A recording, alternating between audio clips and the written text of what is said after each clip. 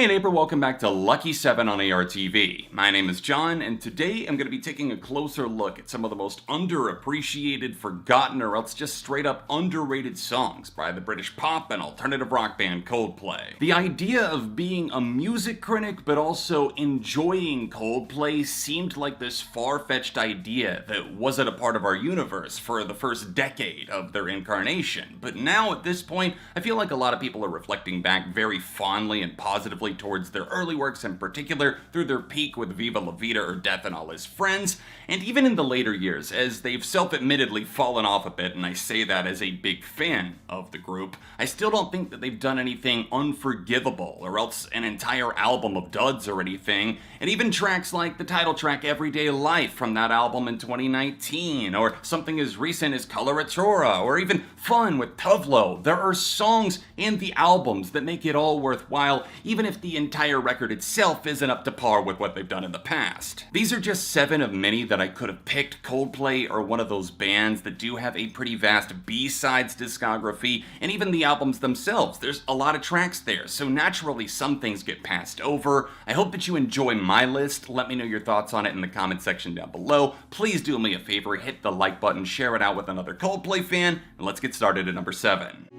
Meet on the sun. Meet me again in the rain. Ghost Stories will always have a very special place in my heart personally because it came out during a transitional phase of my life. I had just moved away from my hometown for the first time ever, and it was a very isolated record, with Oceans possibly being the pinnacle of that. Oceans feels like the bridge between both worlds of Coldplay, where they excel with the electronic and the acoustic nature that they tend to embrace. It feels like being guided down a large body of water where you're arriving at a fork in the road and decisions are in need of being made. There's a whole lot of serenity in this song, and I just like the fact that it is comforting even though it does feel like there is yearning in Chris's heart, especially when he's hitting those falsettos. It's the perfect blend, once again, of everything that Coldplay had done up to that point, and it stands out as very unique in their discography.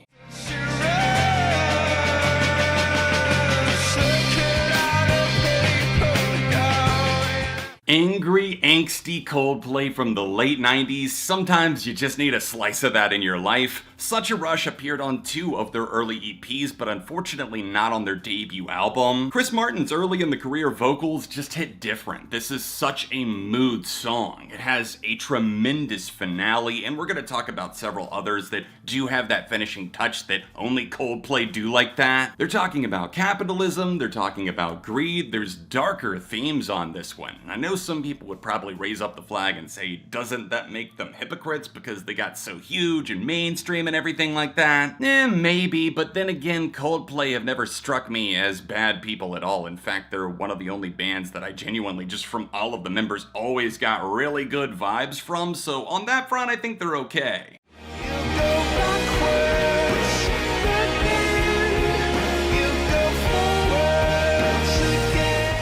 In some ways, Twisted Logic feels like the forgotten child of X and Y. One, because they named a tour after it and have never played the song live when they played every other song from X and Y in a concert setting. Ironic as that is, I think Twisted Logic is definitely one of the best songs on this album. There's a tremendous build in the way that Johnny Buckland has a lot of atmosphere, a lot of spirit to his guitar playing. I think that's definitely one of the calling cards for X and Y in general.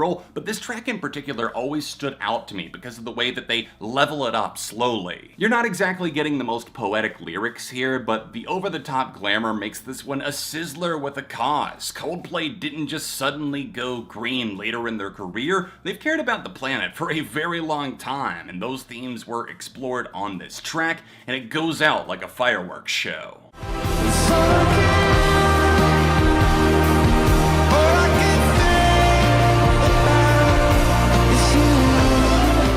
All I Can Think About Is You at number 4. This is off of an EP that came out in 2017 that, again, does exist. I know it might have faded from your memory. Like clockwork, Coldplay are able to snap back into sync with this fuzzy bass line that's so outstanding, and the way that it syncs up with the pianos is just almost too much to handle. It's like they're taking so many cues from their early days, like A Rush of Blood to the Head, and just building straight on top of that. But oh my god, when we hit that piano crescendo and then those peppery drums just start to spray all over the place, Chris's vocals get so fiery, and this track soars. The last 90 seconds of All I Can Think About Is You is hypnotizing, to put it lightly.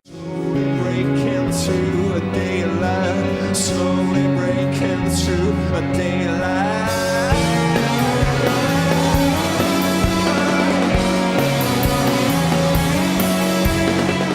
Daylight is a sexy song, and I know that might sound like a weird way to open my description for this one, but I truly feel that that's fitting. This is a gentle, coy flirtation with the feeling of falling in love. Like maybe you're a little bit scared, but at the same time you're so intrigued you can't look away. Maybe it's the song's title itself, Daylight, giving me the placebo effect, but having listened to this song many, many times in the early morning hours, I really feel that it's perfect for that setting, and with the way that the bumping bass raises the stakes for those bravado pianos to roll on through town, this is a magnificent piece that I unfortunately feel is a bit overlooked from a very well-known album.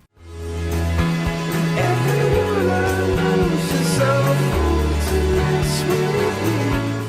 Stick with me on the A Rush of Blood era for just a moment, because I feel that this B-side to The Scientist probably should have not escaped the album. I feel that it could have had a home somewhere in the track list, out on another song, something. But instead, it ran away. No one. I'll give you this, it does sound very of its time, but in the best of ways. It embraced those qualities of the early 2000s, and I don't think that's a bad cloud to fall back on from time to time. God is in the houses, and God is in my head. All the cemeteries of London.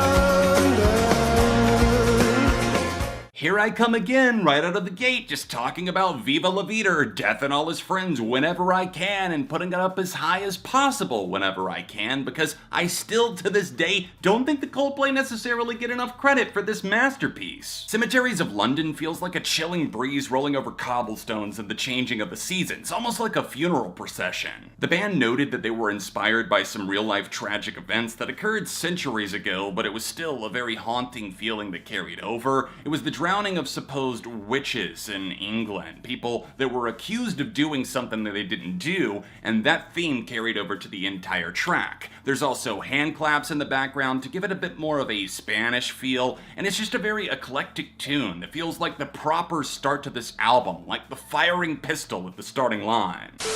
Were these the shots heard around the world, or did I miss the mark? Let me know in the comment section down below what you thought of this list, anything that you might add to it. Maybe I'll do a part 2 in the future. If you want to check out more of my Coldplay content, there are videos on screen now, and do me a favor, hit the like button, subscribe for the love of music, and share this out with somebody else who enjoys Coldplay. Other than that, I'll be back soon with more on ARTV.